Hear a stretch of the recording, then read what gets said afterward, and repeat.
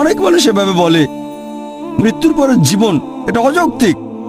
অনেকে পরকালের জীবনে বিশ্বাস করে না, সর্বশক্তিমান আল্লাহকেও বিশ্বাস করে না। তাকে যুক্তি দিয়ে বোঝাবো কিভাবে? এখানে যুক্তিটা হচ্ছে, একটা লেকচার দিয়েছিলাম কোরআন এন্ড মডার্ন সায়েন্স। সেখানে বলেছিলাম পবিত্র কোরআনে ৬,০০০-এর বেশি আয়াত আছে, আর তার মধ্যে প্রায় ১,০০০ খানেক আয়াত বলছে বিজ্ঞান সম্পর্কে। আর যেসব আয়াতগুলো বিজ্ঞান সম্পর্কে বলছে, আনুমানিকভাবে তার মধ্যে ৮০% আয়াত এখনকার বিজ্ঞান আমাদের বলছে এগুলো ১০০% সঠিক। বাকি ২০% আয়াত সম্পর্কে এখনো জানতে পারিনি। তার মধ্যে একটা হচ্ছে পরকালের জীবন।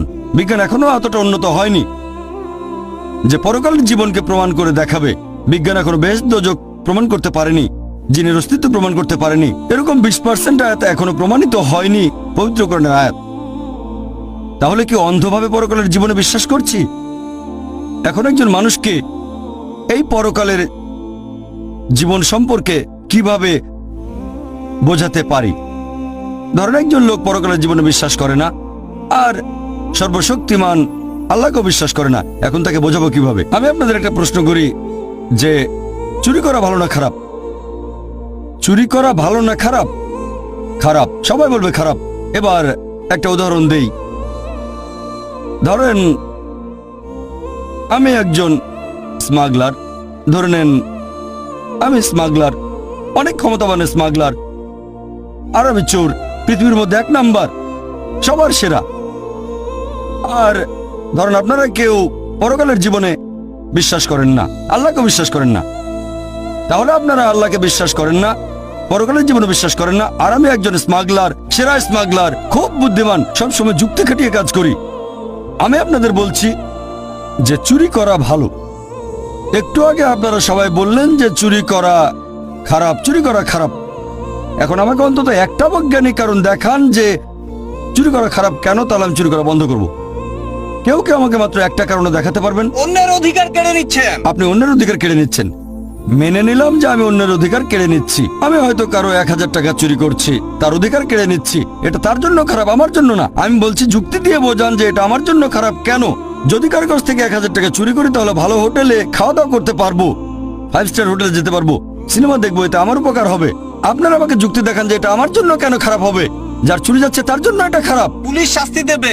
আরেক ভাই বললেন পুলিশ আমাকে শাস্তি দিতে পারে, পুলিশ আমাকে অ্যারেস্ট করবে। ভাই পুলিশ তো আমার পকেটে আছে, মন্ত্রী মিনিস্টার আমার পকেটে। বলছি তো আমি হচ্ছি সেরা স্মাগলার, পৃথিবীর মধ্যে ১ নাম্বার। মনে রাখবেন প্রথমেই বলেছি যে ধরে নেবেন আপনারা হলেন সেই সব মানুষ যারা আল্লাহকে বিশ্বাস করে না, পরকালে বিশ্বাস করে না, আর আমি স্মাগলার।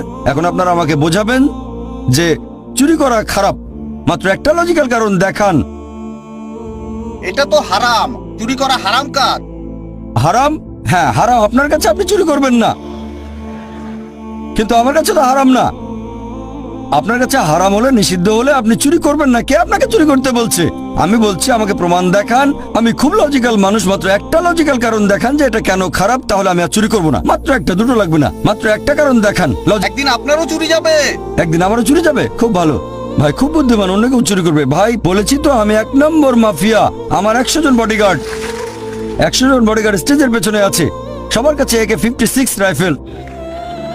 ছোটখাটো চোরের বাসা চুরি হতে পারে, আমি তো পৃথিবীর ১ নাম্বার, আমার সঙ্গে বডিগার্ড থাকে, এখানে চোর আসবে না। আপনি তো আপনার সব সম্পদ নিয়েই মারা যাবেন, কোনো লাভ হবে না। সব সম্পদ নিয়ে মারা যাবো? আমরা সবাই মারা যাবো, এতে সমস্যা কি? সবাই তো মারা যাবো, আপনি মরবেন না? মারা যাওয়ার আগে জীবনটা উপভোগ করবো। আপনার বিবেক বাধা দেবে। আমার বিবেক এখানে বাধা দেবে? ভাই বিবেক এখানে কোনো ঝামেলা করবে না। আমি খুব লজিক্যাল মানুষ, আপনার বিবেক বলছে তাই আপনি চুরি করবেন না। আমি খুব লজিক্যাল মানুষ, আমার বিবেক কখনো বাধা দেয় না। আমি আপনাদের বলছি আমাকে একটা লজিক্যাল কারণ দেখান। আপনার বিবেক যদি বলে খারাপ কাজ, আপনি চুরি করবেন না। আমি তো বলছি এটা ভালো, চুরি করলে আমার উপকার হবে, জীবন উপভোগ করতে পারবো, তাহলে কেন খারাপ? এটা তো ভালো। আপনাদের উত্তর দেওয়ার সময় শেষ, এবার টেবিলটা উল্টে দিতে হবে। আপনার কাজটা ঠিক না, কারণ আপনি চুরি করছেন, স্মাগলিং। এতে করে সমাজে আচ্ছা ঠিক আছে, আপনাদের উত্তর দেওয়ার সময় শেষ। অনেক শত্রু তৈরি হবে। আমার শত্রু থাকলে সমস্যা নেই, আমার কেউ ক্ষতি করবে না, আমার আছে বডিগার্ড। আপনাদের উত্তর দেওয়ার সময় শেষ, এবার আমি উত্তরটা বলছি, আপনাদের উত্তরটা বলছি। আমি আগেই বলেছিলাম এটা একটা উদাহরণ। ধরেন একজন লোক আপনার কাছে এসে জিজ্ঞেস করলো যে কিভাবে প্রমাণ করবেন ইসলামিক শরিয়া নিখুঁত? এই প্রশ্নটা যদি করা হয় তাহলে এবার টেবিলটা উল্টে দেন। টেবিলটা উল্টে দেন। ধরেন আপনি স্মাগলার, উদাহরণ দিচ্ছি, এটা ধরে নেন আপনি পৃথিবীর 1 নম্বর স্মাগলার আর আমি একজন মুসলিম। আপনাকে বোঝানোর চেষ্টা করছি। আপনি স্মাগলার, আমাকে বললেন প্রমাণ করে দেখান যে চুরি করা খারাপ। বললাম পুলিশ অ্যারেস্ট করবে। আপনি বললেন পুলিশ আমার পকেটে। তারপর বললাম এতে অন্যের ক্ষতি হচ্ছে। আপনি বললেন তাতে আমার কিছু যায় আসে না। বললাম বিবেক দংশন করবে। বললেন আমার বিবেকই নেই, দংশন করবে কে আমাকে? মুসলিম হিসেবে আমি যেটা করব, প্রথমে আমি তার সামনে আল্লাহ তাআলার অস্তিত্ব প্রমাণ করে দেখাবো। এটা করেছি একটা লেকচারে, is the Quran God's word. এখন যদি কেউ এই লেকচারটা is the Quran God's word খোলা মন নিয়ে দেখেন, তাহলে আপনিও মানবেন যে সবচেয়ে ক্ষমতাবান আল্লাহ সুবহানাহু ওয়া তাআলা, সর্বশক্তিমান ঈশ্বর। প্রমাণ করব পবিত্র কোরআন আর বিজ্ঞান দিয়ে। 1 নম্বর পয়েন্ট। 2 নম্বর পয়েন্ট, সে তখন বলবে আচ্ছা আমি মেনে নিলাম যে ঈশ্বর সর্বশক্তিমান। এখন সে প্রশ্ন করবে ঈশ্বর যদি এমন মহান হন তাহলে শাস্তি দিচ্ছেন না কেন? এটা আবার কোন ধরনের সুবিচার? আল্লাহ পবিত্র কোরআনে বলেছেন সূরা নিসা অধ্যায় নম্বর 4 আয়াত নম্বর 40, আল্লাহ সুবহানাহু ওয়া তাআলা কারো প্রতি অনুপরিমাণও জুলুম করেন না, তবে কেউ চায় না নিজের প্রতি অবিচার হোক। একজন লোক অন্য কারো মা বা স্ত্রীকে ধর্ষণ করলো, তাকে মৃত্যুদণ্ড দিলে আপনারা বলবেন বর্বর আইন। অবিচার যদি হয় আপনার সাথে, তখন বুঝতে পারবেন যে সুবিচার করতে হবে। সবাই এখানে একমত হবেন যে অবশ্যই সুবিচার করতে হবে। এখন প্রশ্ন হচ্ছে এই পৃথিবীতে আমরা সুবিচার করব কিভাবে? সবাই তো সুবিচার পাবে না। যেমন ধরেন আপনি এটা জানেন যে হিটলার 60 লক্ষ ইহুদিকে হত্যা করেছিল। কতজন? 60 লক্ষ ইহুদি। ধরেন আপনি আজকে হিটলারকে ধরলেন, তাকে এখন কি শাস্তি দেবেন? কি শাস্তি দেবেন? ম্যাক্সিমাম তাকেও গ্যাস চেম্বারে পাঠিয়ে দেবেন। তাতে মাত্র একটা জীবনের ক্ষতিপূরণ হবে। বাকি 59,99,999 জন ইহুদি ছিল, তাদের ব্যাপারে কি হবে? তারা সুবিচার পাবে না? এটা আবার কোন ধরনের আইন? একে সুবিচার বলবেন? আল্লাহ পবিত্র কোরআনে বলেছেন সূরা আলে ইমরান অধ্যায় নম্বর 3 আয়াত নম্বর 185 যে কুল্লু নাফসিন যায়কাতুল মউত, জীব মাত্রই মৃত্যুর স্বাদ গ্রহণ করবে, আর চূড়ান্ত বিচার হবে রোজ কিয়ামতের দিনে। আর যাকে দোজখের আগুন থেকে দূরে রাখা হবে, বেহেশতে নেওয়া হবে, সে পৃথিবীর উদ্দেশ্য অর্জনে সফল কাম। কারণ এই পার্থিব জীবন এটা ছলনাময় ভোগ বিলাসিতা ব্যতীত আর কিছুই নয়। তাহলে চূড়ান্ত হিসাব কিতাব, চূড়ান্ত বিচার সেটা হবে রোজ কিয়ামতের দিনে। সেটাই হচ্ছে চূড়ান্ত হিসাব কিতাব। তাহলে যেভাবে একজন মাফিয়াকে বাধা দেবেন সেটা হচ্ছে আখিরাতের জীবনের শাস্তি। এটা দিয়ে ইসলামিক শরিয়া সম্পূর্ণ হয়। আর আল্লাহ সুবহানাহু ওয়া তাআলা যদি আখিরাতে হিটলারকে শাস্তি দিতে চান, আল্লাহ পবিত্র কোরআনে বলেছেন সূরা নিসা অধ্যায় নম্বর 4 আয়াত নম্বর 56, যারা আমার আয়াত প্রত্যাখ্যান করে তাদের দোজখের আগুনে দগ্ধ করব। আর তাদের চামড়া যখন পুরোপুরি দগ্ধ হয়ে যাবে, সেখানে নতুন চামড়া দেওয়া হবে যাতে তারা ব্যথা অনুভব করতে পারে। এখনকার বিজ্ঞান জানতে পেরেছে আমাদের চামড়ার নিচে পেইন রিসেপ্টর থাকে। তাহলে আল্লাহ সুবহানাহু ওয়া তাআলা যদি হিটলারকে পোড়াতে চান 60 লক্ষ বার, তিনি তা পারেন।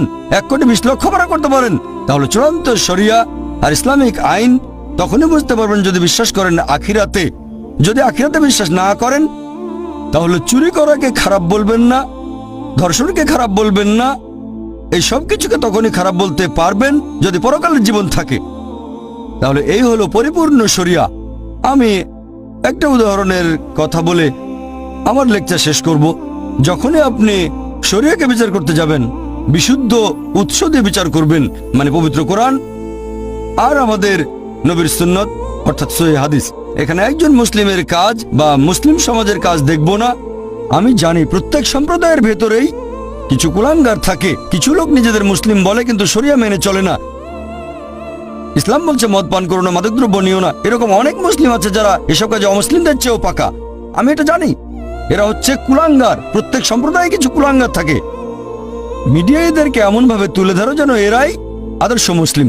গতকাল একটা উদাহরণ দিয়েছিলাম, যদি একটা গাড়িকে যাচাই করতে চান আর ড্রাইভার যদি ভালো চালাতে না জানে, হুইলের পেছনে কাঁপাকাঁপি করতে করতে অ্যাক্সিডেন্ট করে বসলো, কাকে দোষ দেবেন? ড্রাইভারকে না গাড়িকে? ড্রাইভারকে। তাই মুসলিমদের দেখে ইসলাম ধর্মকে বিচার করবেন না, ইসলামকে বিচার করবেন কোরআন এবং হাদিস দিয়ে। আরেকটা গাড়ি যাচাই করতে গেলে হুইলের পেছনে আপনি এমন কাউকে বসাবেন যে খুব ভালো ড্রাইভার। তাহলে একজন মানুষের কাজ দেখে ইসলাম ধর্মকে যাচাই করতে চাইলে সবচেয়ে সেরা দৃষ্টান্ত সর্বশেষ চূড়ান্ত নবী মুহাম্মদ সাল্লাল্লাহু আলাইহি ওয়াসাল্লাম। ওয়া আখিরু দাওয়ানা আলহামদুলিল্লাহি রাব্বিল আলামিন।